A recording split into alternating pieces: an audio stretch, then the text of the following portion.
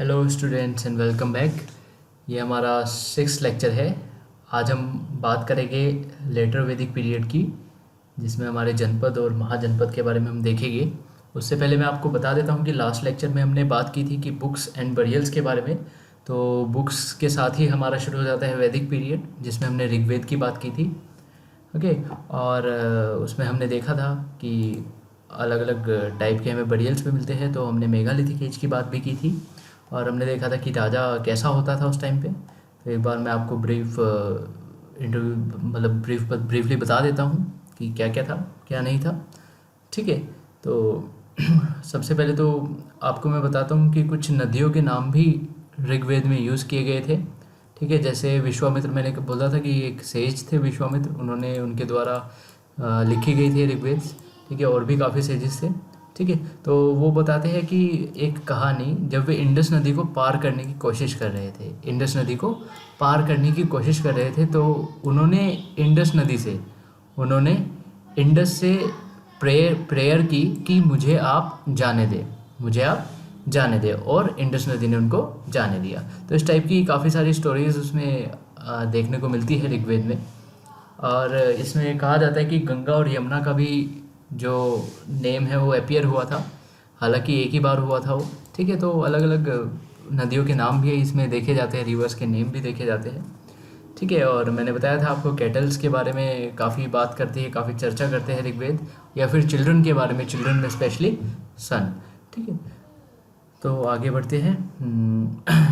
मैं ऑलरेडी आपको बता चुका हूँ। देखिए जो मैं आपको बता रहा था मेगालिथिक एज में जो बरियल साइट होती थी, ये देखिए सर्कल ऑफ स्टोन्स वाली ये साइट है। ठीक है। यहाँ पे देखिए बीच में एक बरियल साइट है और साइड में स्टोन्स रखे हुए बड़े बड़े, है ना। तो यहाँ पे मल्टीपल बरियल्स होते थे जनरली। और जो हमें उसके अंदर आयरन का जो यूज़ स्टार्ट हुआ था, उसमें इस टाइप के टूल्स मिलते थे हमें। ठीक है। इस टाइप के टूल्स मिलते थे। तो देवर डिफरेंट स्टेटस। ठीक है। तो मतलब पूर भी होते थे लोग, काफ़ी अमीर भी होते थे, रिच भी होते थे। आज हम बात करते हैं kingdoms, Kings and an early Republic. अब हुआ क्या, जब हमारा बेसिकली देखिए यहाँ पे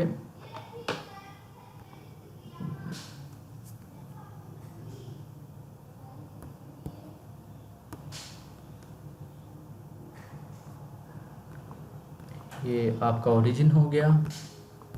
ठीक है। और ये आपका 3000 BC हो गया, यहाँ तक स्टोन एज हो गई आपकी। फिर यहाँ पे 2700 BC से आपका इंडस वैली शुरू हुआ, 1600 तक वो चला। 1500 में आपका वैदिक एज स्टार्ट हो गया। फिर हम पढ़ चुके थे 1000 तक। ठीक है। तो वैदिक एज चलता है आपका 600 तक, 600 BC तक। कहाँ तक? 600 BC तक। ठीक है। तो ये पूरा आपका वैदिक एज है। क्लियर? ये हमारा ऑलरेडी हम डिस्कस कर चुके हैं इसके बारे में। ठीक है। आज हम इस टाइमलाइन के बारे में डिस्कस करेंगे। तो यहाँ तक आते आते मैंने आपको बता दिया था कि इस पोर्शन में राजा कैसे हुआ करते थे। उनके पास आर्मी नहीं होती थी, वो टैक्स कलेक्ट नहीं करते थे, है ना। और जो टैक्स जो भी वो लूट के लाते थे दूसरे ट्राइब्स से, छोटी ट्राइब्स होती थी, स्मॉल स्मॉल ट्राइब्स, तो वो ट्राइब से जो भी दूसरी ट्राइब से लूट के लाते थे वो सब बांट देते थे, या थोड़ा खुद रख लेते थे, थोड़ा प्रीस्ट्स को दे देते थे, थोड़ा लोगों को दे देते थे, और थोड़ा यज्ञ में उनके जो यज्ञ करते थे उसमें काम आ जाता था। अब क्या हुआ, ये जो ट्राइब्स थी ये पावरफुल होनी शुरू हो गई। आप कह सकते हो यूनाइट होनी भी शुरू हो गई। तो जो राजा हुआ करते थे वो, उन्होंने क्या स्टार्ट किया, उन्होंने अलग अलग प्रैक्टिसेस स्टार्ट की, जिससे वो क्या बन जाए, पावरफुल। ठीक है। तो एक अश्वमेध करके रिचुअल स्टार्ट हुआ,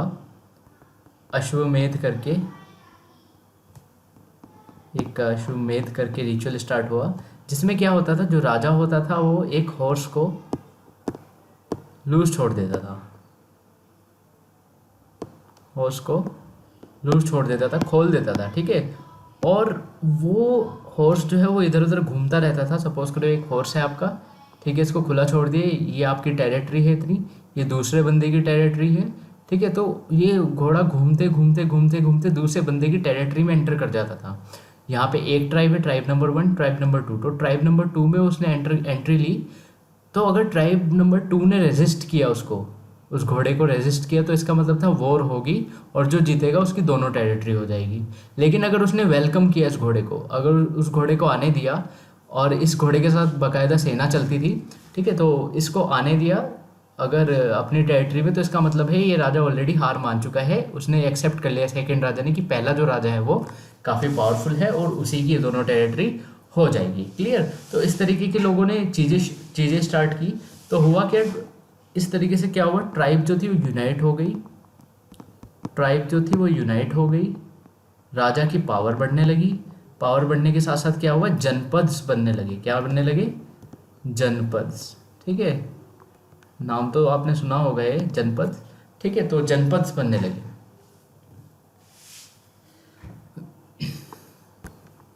ठीक है, ये चीज़ आपको याद रखनी है। ठीक है, और ये जो घोड़े को खुला छोड़ा जाता था 21 दिन के लिए छोड़ा जाता था, 21 डेज, और इसको हम क्या बोलते थे, अश्वमेध। ठीक है, तो क्या हुआ जब राजा यूनाइट होने लगी और जनपद्स बनने लगे, तो जो राजा था उसने थोड़े चेंजेस लाए सोसाइटी में। चेंजेस क्यों लाए? वो दिखाना चाहता था कि हाँ मैं कुछ कर रहा हूँ, मैं कुछ कार्य कर रहा हूँ। तो उसने क्या किया, पहले जो पोट्री होती थी, हमने पोट्स वगैरह की बात की थी, राइट, कि पोर्ट्स बरियल साइट्स में मिलते थे हमें, या फिर पोट्री यूज़ होती होगी नॉर्थ में, है ना, पोट्री यूज़ होती होगी। तो पहले जो कलर होता था पोट्री का वो रेड होता था, रेड या फिर ब्लैक होता था, रेड या फिर ब्लैक होता था। तो इस राजा ने क्या किया, जो अब राजा आया, जो जनपद का राजा आया, इसने क्या किया, पोट्री के कलर को चेंज कर दिया। किससे, किसमें, ग्रे में। किससे कर दिया? ग्रे में। तो कह सकते हो वैदिक एज में हमारा रेड और ब्लैक यूज़ होता था और लेटर वैदिक एज में हमारा ग्रे पोट्री यूज़ होने लगी। ठीक है, तो यही था जनपद के बारे में। ठीक है, तो बस आपको ये ध्यान रखना है कि जनपद में जो किंग था वो एक दूसरे को कैप्चर करने लगे, जो ट्राइब्स थी आपस में लड़के एक दूसरे को कैप्चर करने लगे, कुछ ट्राइब्स यूनाइट भी हो गई कि हम साथ में मिलके लड़ेंगे औरों से।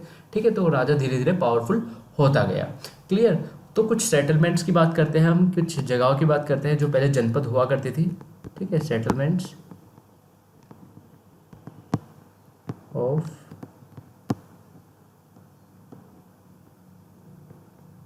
ठीक है, जनपद की सेटलमेंट के बारे में बात करते हैं हम। ठीक है, तो सबसे पहले तो आते हैं पुराना किला। क्या नाम है पहले सेटलमेंट का? पुराना किला। ठीक है, ये न्यू दिल्ली में है। क्या है? दिल्ली में है। ठीक है, पुराना किला क्या है? दिल्ली में है। और दूसरी बात करते हैं हम हस्तिनापुर। दूसरा सेटलमेंट क्या था? हस्तिनापुर। ये कहाँ है?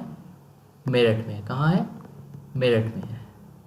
ठीक है, तो इस टाइम तक भी जो राजा था वो कुछ खास टैक्स वगैरह कलेक्ट करता नहीं था। इस टाइम पे जो आपका रेवेन्यू आता था, रेवेन्यू जो आता था वो जनरली जो था कैटल से आता था। दूध वगैरह बेच लिया, हल चला लिया, ठीक है, तो कैटल होते थे, उनसे रेवेन्यू आता था और लोग हट्स में रहा करते थे। किसमें? हट्स में। ठीक है, हट लिविंग। ठीक है, हट लिविंग। क्लियर? तो ये जनपद का केस आपको क्लियर हो गया होगा, है ना। तो अब आपको पता है हर कोई चाहता है कि वो और पावरफुल बने, और पावरफुल बने। तो जनपद के बाद आए महाजनपद। क्या है? महाजनपद। तो जनपद यूनाइट हुए, उससे आया महाजनपद। तो सबसे पहले क्या होता था, एक राजा होता था, है ना, ट्राइब होती थी छोटी सी। ठीक है, तो इसको इस तरीके से लिखते हैं, वेट करो। सबसे पहले होती थी ट्राइब। ठीक है, ट्राइब यूनाइट हुई, क्या बना? जनपद। और फिर जनपद के बाद हमारे बने महाजनपद। क्या बने? जैसे आजकल स्टेट्स होते थे और होते हैं ना, ऐसे ही जनपद और महाजनपद होते थे। ठीक है, तो महाजनपद के बारे में अब हम डिस्कस करेंगे। तो उससे पहले हम देख लेते कि कहाँ क्या हुआ। ठीक है, कहाँ क्या हुआ, कब जनपद बने और कहाँ पे जाके महाजनपद बने। 2 मिलियन, 3000, 2700,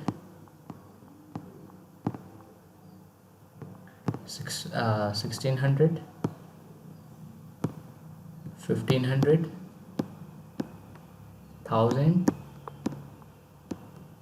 और 600।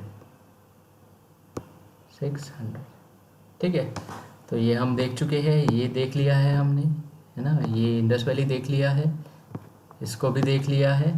क्लियर। तो यहाँ पे आपका जनपद बनने शुरू हुए। क्या बनने शुरू हुए? जनपद।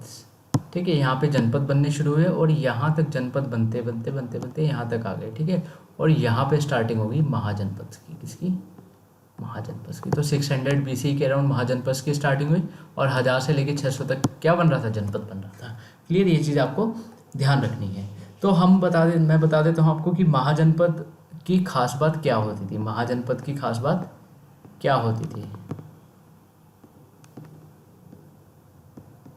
ठीक है, महाजनपद की खास बात क्या होती थी? सबसे पहले तो ये टोटल नंबर ऑफ महाजनपद थे 16 महाजनपद हुआ करते थे। क्लियर। उसके बाद जो ये महाजनपद होते थे काफ़ी ज़्यादा मतलब फोर्टिफाइड होते थे, चारों तरफ से घिरे हुए होते थे, वॉल्स बनी होती थी चारों तरफ इसमें, जिससे जो दूसरा महाजनपद है वो पहले महाजनपद पे कोई वॉर ना कर दे, अटैक ना कर दे। ठीक है, तो इस वजह से अपने आप को डिफेंसिव रखने के लिए वो लोग वॉल्स बनाते थे। तो ह्यूज वॉल्स होती थी। क्लियर, ह्यूज वॉल्स होती थी। ये प्लानिंग के साथ बनते थे काफ़ी। ठीक है, प्लान्ड सिटी होते थे। क्लियर, जैसे हमने इंडस वैली सिविलाइजेशन देखा था उस टाइप से। ठीक है, और इसकी एक कैपिटल सिटी हुआ करती थी। ठीक है, हर महाजनपद की एक कैपिटल होती थी, जैसे आजकल स्टेट्स की कैपिटल होती है ना। इसको स्टेट के साथ कंपेयर करने की कोशिश करना। ठीक है, आर्मी होती थी। पहले हमने देखा कि राजा के पास आर्मी नहीं होती थी, अब राजा के पास आर्मी होती थी। क्लियर, राजा के पास आर्मी होती थी। और आपका जो हेरिडिटरी सिस्टम था या सक्सेशन था वो होता था। ठीक है, पहले हमने देखा था कोई सक्सेशन नहीं होता था, लोग चूज़ करते थे, लेकिन यहाँ पे सक्सेशन, ठीक है, सक्सेशन होने लगा। ठीक है, स्पेलिंग थोड़ी मिस्टेक होगी वो आप देख लेना। ठीक है, सक्सेशन होने लगा। ठीक है, उसके बाद चलो लिख ही देते हैं।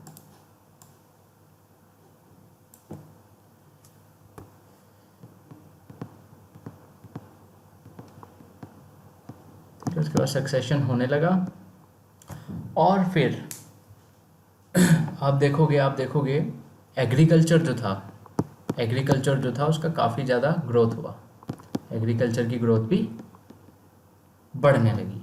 और हमने बात की थी दासा और दासी की, पहले ना दास और दासी की बात की थी। अब क्या हुआ, उनका नाम बदल दिया गया। उनसे वो काम लेते थे, हार्डवर्क जो भी करते थे, हार्डवर्क दास और दासी करते थे। जैसे कि आपका खेत में कोई भी हार्डवर्क हुआ तो दास और दासी के द्वारा किया जाएगा वो। ठीक है, और इनका नाम इन्होंने रख दिया कामकार। क्या रख दिया? कामकार, मतलब काम करने वाले। क्लियर। और मैं बता चुका था कि दासा दासी होते कौन थे? जो वॉर में कैप्चर कर लिए जाते थे ड्यूरिंग अर्ली वैदिक पीरियड। ठीक है, जो शुरू में वैदिक पीरियड के शुरू में दासा दासी वो होते थे जो कैप्चर कर लिए जाते थे, दूसरी ट्राइब के लोग होते थे। ठीक है, इनको एज ए स्लेव माना जाता था और यहाँ तक आते आते उनका नाम हो गया कामकार। ठीक है, और अब देखो इतना बड़ा साम्राज्य है। ठीक है, ह्यूज वॉल्स है, बहुत बड़ा मतलब सब कुछ है। ठीक है, तो उसको चलाने के लिए कुछ खर्चा तो लगेगा, किंग को कुछ ना कुछ खर्चा तो करना पड़ेगा। तो जैसे हमारी गवर्नमेंट टैक्स लेती थी ऐसे ही किंग ने भी टैक्स लेती है, ऐसे ही किंग ने भी टैक्स लेना शुरू कर दिया। तो किंग क्या करता था? टैक्स लेता था। अभी हम बात करेंगे कि टैक्स कितना लेता था किस चीज़ पे, लेकिन याद रखिए अभी तक के लिए कि हाँ वो टैक्स लेना शुरू कर दिया उसने। अब टैक्स जाता कहाँ था? तो मैंने आपको बताया काफ़ी बड़ी आर्मी होती थी, है ना, बिग आर्मी होती थी, काफ़ी बड़ी आर्मी होती थी। बिग आर्मी होने की वजह से क्या, उनको पैसे चाहिए आर्मी को, है ना, वो लड़ रहे हैं राजा के लिए तो कुछ तो चाहिए उन्हें। तो आर्मी को पैसे दिए जाते थे in the form of silver coins, in the form of silver coins. Silver coins जो था वो सैलरी दी जाती थी। ठीक है, तो अब ये कॉइन्स कहाँ से आते थे? टैक्सेस से आते थे। ठीक है, टैक्सेस से सिल्वर कॉइन्स आए और in the form of silver coins उन्होंने सैलरी दे दी। क्लियर, तो सैलरी इस तरीके से दी जाती थी। ठीक है, और एग्रीकल्चर में भी काफ़ी इंपॉर्टेंट, मैंने आपको बताया कि एग्रीकल्चर का ग्रोथ काफ़ी अच्छा हुआ है यहाँ पे। तो सिंपल टेक्नोलॉजी ना यूज़ करके ये लोग पैडी का भी इस्तेमाल करते थे। पैडी का भी यूज़ होने लगा, यानी कि मतलब पौधे लगाते थे सीधे, है ना, सीड्स ना लगा के पौधे लगाते थे छोटे छोटे, जिससे क्या होता था वो जल्दी जल्दी उनका जो ग्रोथ है उनकी हो जाए। अब हम बात करते हैं टैक्स के बारे में। तो टैक्स कितना था, किस चीज़ पे था? ठीक है, तो हमने पहले देखा था फर्स्ट वीडियो में अपनी कि कुछ हंटर गैदरर्स हुआ करते थे ना, जो हंट करके गैदर किया करते थे, उनसे भी टैक्स लिया जाता था। कितना देते थे हंटर गैदरर्स? वो फॉरेस्ट प्रोड्यूस, जो भी प्रोड्यूस होता था उसका कुछ पार्ट राजा के पास जाता था। ठीक है, फॉरेस्ट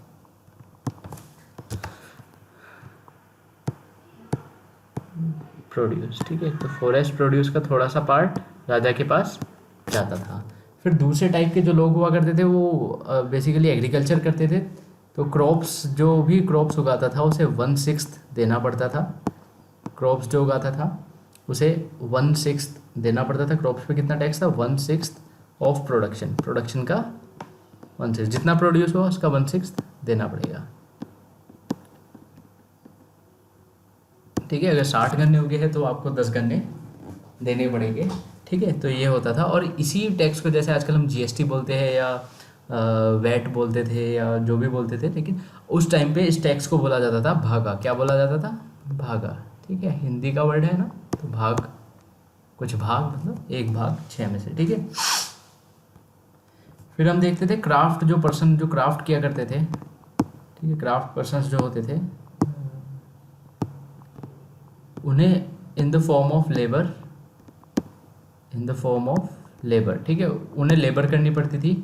महीने में एक दिन, 30 दिन में एक दिन उन्हें राजा का काम करना पड़ता था, फॉर्म ऑफ लेबर। ठीक है, मजदूरी करनी पड़ती थी राजा की उन्हें, उनको एज अ टैक्स। ठीक है, और फिर हमने देखा लास्ट जो लोग थे, लास्ट लोग हर्डर्स थे। ठीक है, हर्डर्स थे जिन्हें एनिमल्स एंड इट्स प्रोड्यूस देना पड़ता था। Animals and it's produce. ठीक है, ये चीज़ आपको याद रखनी है। तो कहाँ पे कितना टैक्स था, किस टैक्स का नाम क्या है? जैसे क्रॉप से जो टैक्स था उसका नाम भागा था और 1/6 था टोटल प्रोडक्शन पे। हंटर गैदरर्स को फॉरेस्ट प्रोड्यूस देना पड़ता था। क्राफ्ट पर्सन्स को फॉर्म ऑफ लेबर में देना पड़ता था, 30 दिन में एक दिन काम करना पड़ता था राजा के लिए। हर्डर्स को एनिमल्स एंड देयर प्रोड्यूस देना पड़ता था जैसे। ठीक है, और फिर अब हुआ क्या कि हमने बात की थी सोसाइटी की पहले भी, तो हमने देखा था पहले 3 लोग हुआ करते थे सोसाइटी में। ब्राह्मण्स हुआ करते थे, है ना, राजा हुआ करते थे, या फिर स्लेव्स हुआ करते थे। अब थोड़ी सोसाइटी चेंज हो गई, सोसाइटी चेंज हो गई, वरन्स आ गए। ठीक है, सोसाइटी जो थी वो चेंज हो गई और वरन सिस्टम को इंट्रोड्यूस कर दिया गया। वरन सिस्टम को इंट्रोड्यूस कर दिया गया। इसमें क्या होता था, इसमें टोटल 4 कैटेगरी में डिवाइडेड थे। ठीक है, पहले ब्राह्मण्स होते थे, पहले ब्राह्मण्स होते थे, फिर क्षत्रियस होते थे,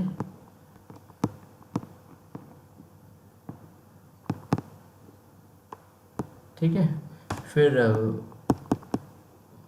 विश और वैश्यस होते थे, फिर जो लास्ट में होते थे उनका नाम था शूद्रास। शूद्रस। ठीक है, तो शूद्र होते थे, ब्राह्मण्स होते थे, क्षत्रिय होते थे, विश्व और वैश्य होते थे। अब कौन क्या काम करता था ये भी देख लेते हैं। ब्राह्मण्स का काम था टीचिंग। क्या काम था? टीचिंग। वो पढ़ाते थे, बच्चों को पढ़ाते थे। क्या पढ़ाते थे? वेद्स के बारे में पढ़ाते थे। ठीक है, क्षत्रिय जो थे वो फाइटर्स हुआ करते थे, राजा हुआ करते थे, है ना। राजा ही नहीं, उसके यहाँ जो भी फाइट कर रहा है वो भी क्षत्रिय के अंदर ही आता था। विश और वैश्यस होते थे जो ट्रेडिंग करते थे, तो व्यापार करते थे। ठीक है, या फिर हर्डिंग करते थे, हर्डर्स होते थे। और जो शूद्रस होते थे वो स्लेव सर्वेंट्स होते थे या फिर स्लेव्स होते थे, जो कि आपके दास और दासीज भी इसी के अंडर आते थे। ठीक है, जो सर्वेंट्स होते थे। ठीक है, सर्वेंट्स हो गए। उसके बाद हम देखते हैं कि इनकी पोजीशन क्या थी, किसको बड़ा माना जाता था सोसाइटी में, किसको छोटा माना जाता था। तो एक चार्ट के उससे देखेंगे हम, पिरामिड चार्ट बोलते हैं इसको। ठीक है, तो पिरामिड चार्ट से हम जानने की कोशिश करेंगे कि कौन बड़ा था और कौन छोटा था। तो आपका पिरामिड चार्ट है, इसके हम 4 डिवीजन कर लेते हैं। क्लियर? तो ऊपर वाला जो इसमें डिवीजन होता है वो टॉप पे होता है और बॉटम वाला बॉटम में होता है। तो टॉप पे होते थे हमारे ब्राह्मण्स, ब्राह्मण्स जो होते थे वो टॉप पे होते थे। ठीक है, उससे नीचे आते थे क्षत्रियस। ठीक है, उससे नीचे आते थे वैश्यस। ठीक है, और उससे नीचे आते थे शूद्रस। तो मतलब जो शूद्रस होते थे उनकी सबसे कम रेपुटेशन थी और ब्राह्मण्स की सबसे ज़्यादा रेपुटेशन थी। तो ब्राह्मण से ही सलाह लेते थे कौन? क्षत्रियस। ठीक है, तो इनको सब पूछते थे और ये टीचिंग का काम करते थे। क्लियर। और इसको हम बोलते हैं पिरामिड चार्ट, जिस चार्ट के थ्रू मैंने आपको दिखाया है। ये यूनिवर्सली अप्लाई हो जाता है अगर इस टाइप का चार्ट दे रखा है और ऊपर कुछ मेंशन है नीचे कुछ मेंशन है, तो समझ जाना कि ऊपर वाले को ज़्यादा रेपुटेशन दी गई है और नीचे वाले को कम रेपुटेशन दी गई है। क्लियर, ये चीज़ आपको क्लियर हो जानी चाहिए। ठीक है, तो हमने देखा कि महाजनपद कितने थे, टोटल 16 थे। बहुत बड़ी बड़ी वॉल्स होती थी उनकी, विद प्लानिंग बनाए जाते थे वे लोग, सैलरी देते थे आर्मी को, है ना। टैक्स लिया जाता था लोगों से, टैक्स के बारे में भी हमने जाना कितना कितना लिया जाता था। एग्रीकल्चर में पैडी का इस्तेमाल होता था, है ना, कि भाई थोड़ा बीज ना बो के वो थोड़े उगे हुए पेड़ लगाते थे। कैपिटल सिटी होती थी हर महाजनपद की, आर्मी रखी जाती थी बड़ी, ठीक है, सिल्वर कॉइन में उनको पे किया जाता था। एग्रीकल्चर का डेवलपमेंट हुआ काफ़ी ज़्यादा, टेक्नोलॉजी हमने देखी ली, पैडी यूज़ हुआ करती थी, इरिगेशन भी अच्छा था। दास और दासी इसको हार्ड काम के लिए लगाते थे, जिनको कामकाज भी बोलते थे। और फिर कलेक्शन ऑफ टैक्सेस में हमने देखा कि हंटर गैदरर्स को फॉरेस्ट प्रोड्यूस देना होता था, क्रॉप्स को 1/6 ऑफ प्रोडक्शन देना होता था, जिसको हम भागा बोलते थे। और क्राफ्ट पर्सनस को लेबर करनी होती थी, 30 दिन में 1 दिन काम करना होता था। हर्डर्स को एनिमल्स और उनके प्रोड्यूस देने पड़ते थे। सोसाइटीज़ का एक मतलब सोसाइटी का निर्माण हुआ इसी बीच में, ठीक है। तो हम देखेंगे इस सोसाइटी ने काफ़ी कुछ चेंजेस लाए, इस सोसाइटी ने काफ़ी कुछ चेंजेस लाए आगे की हिस्ट्री में। तो ये काफ़ी इम्पोर्टेंट पार्ट था, एक पॉइंट था हिस्ट्री में, ठीक है, जब वरन्स जो थे वो बनाए गए, ठीक है। सोसाइटी में काफ़ी सारे चेंजेस आए, तो वो हम देखेंगे इसकी वजह से, वरन की वजह से, ठीक है। तो इसके बाद हम जानते हैं कि जो वेद थे, मैंने आपको बताया था 4 टाइप के, मतलब बताया तो नहीं था कितने टाइप के होते हैं, तो आज हम जान लेते हैं उनके बारे में कि जो वेद्स होते थे, वेद्स होते थे वो 4 टाइप के होते थे। एक हम पढ़ चुके हैं अभी, इसका नाम था ऋग्वेद, है ना। दूसरा होता है सामवेद, तीसरा होता है यजुर्वेद, और चौथा होता है अथर्ववेद।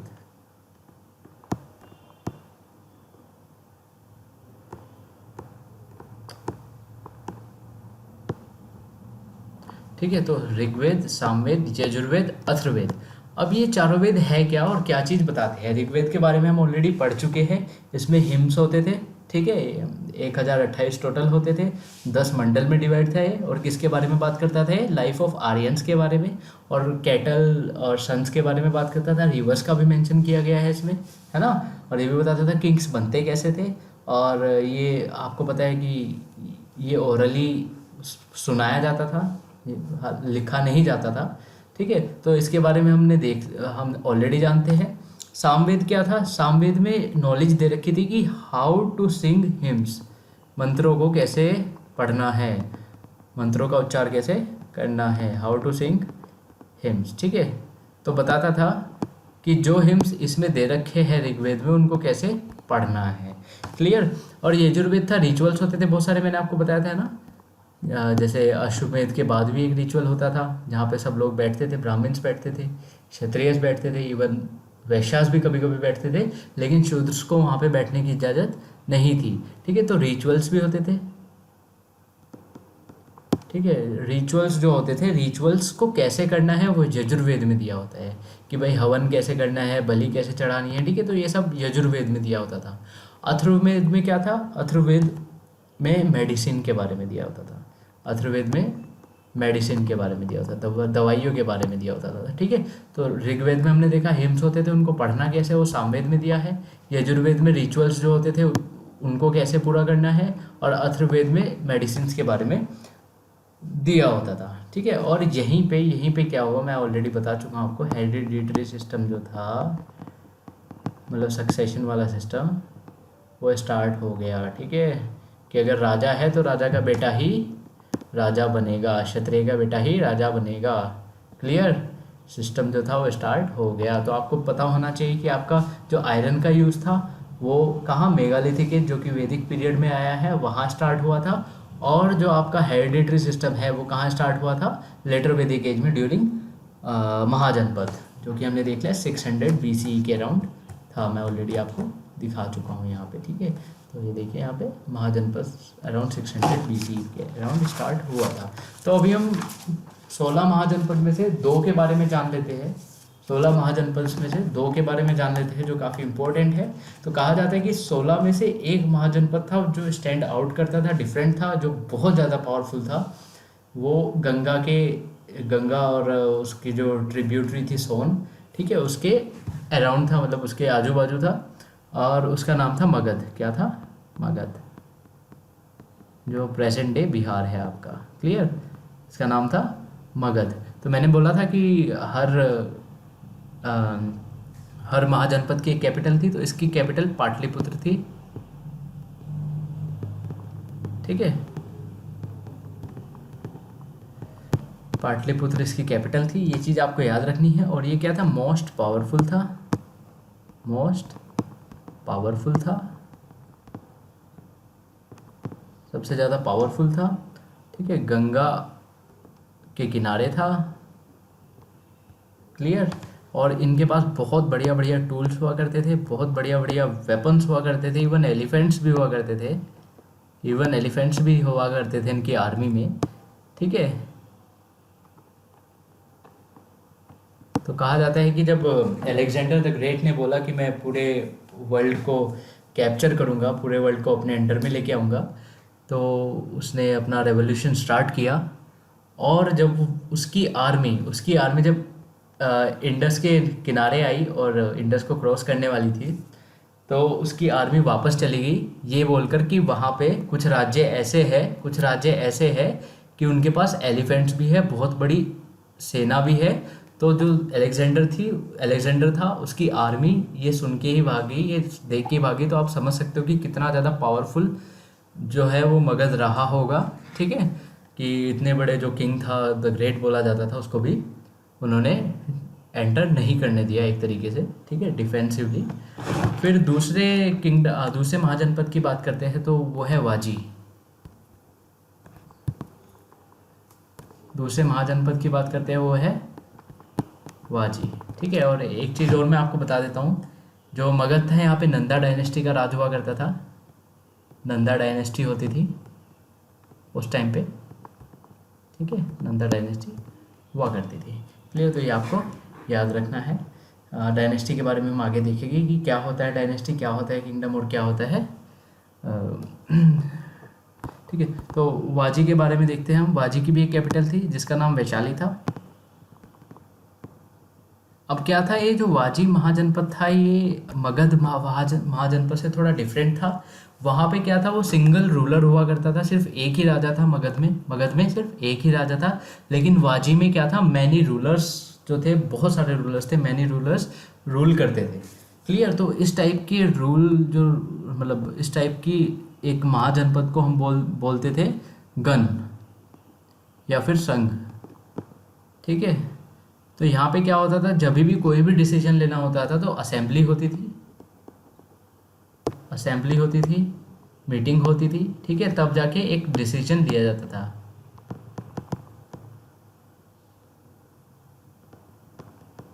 ठीक है, तब जाके एक डिसीजन लिया जाता था।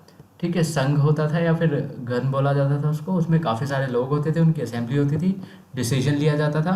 ठीक है, और बुद्धा और महावीर, जो गौतम बुद्ध हमने देखा, मतलब हमने सुना होगा इनके बारे में ना, आप लोगों ने भी सुना होगा। तो ये भी इन्हीं संघ और गण से हुआ करते थे। ठीक है, तो बुद्ध और महावीर भी यहीं से थे, आगे हम पढ़ेंगे उनके बारे में भी।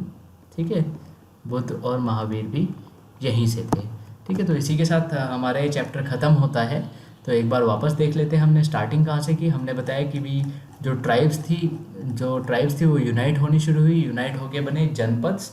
और जब जनपद्स बने तो लोगों ने अपनी पावर को गेन करने के लिए अलग अलग टाइप के रिचुअल्स लेने शुरू किए। उनमें से एक रिचुअल का नाम था अश्वमेध। अश्वमेध में क्या करते थे, एक घोड़े को वो लूज छोड़ देते थे, मतलब छोड़ देते थे घूमने के लिए, और उसके साथ आर्मी चलती रहती थी। 21 दिन के लिए उसको छोड़ा जाता था। अगर वो दूसरे के राज्य में जाता था और वो रिबेल नहीं करता था, तो इसका मतलब होता था कि उसने एक्सेप्ट कर लिया कि दूसरा किंग उससे ज़्यादा पावरफुल है, और दोनों के दोनों टेरिटरी किसकी हो जाएगी, पहले वाले किंग की हो जाएगी। और उसके बाद हमने देखा जब ये सब हुआ तो पोट्री का कलर चेंज कर दिया गया, रेड और ब्लैक पोट्री से ग्रे कर दी गई।